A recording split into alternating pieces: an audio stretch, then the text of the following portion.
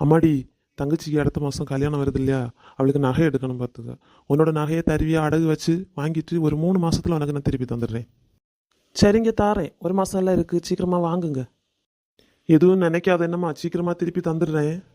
என்னங்க சொல்றீங்க? நம்ம வீட்டு பொண்ணுக்கு இல்லை கல்யாணம். இருங்க, நான் எடுத்துட்டு வரேன். இந்தாங்க, அடகு வச்சு அவளுக்கு பிடிச்ச மாதிரி டிசைன்ல வாங்கி கொடுங்க.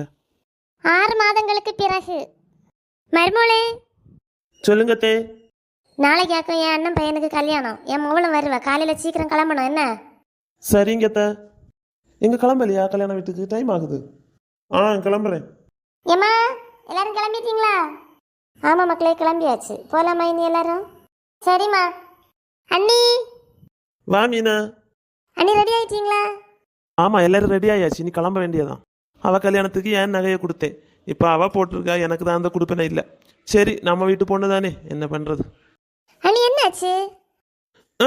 இல்லை மீனா, கிளம்புவோம்.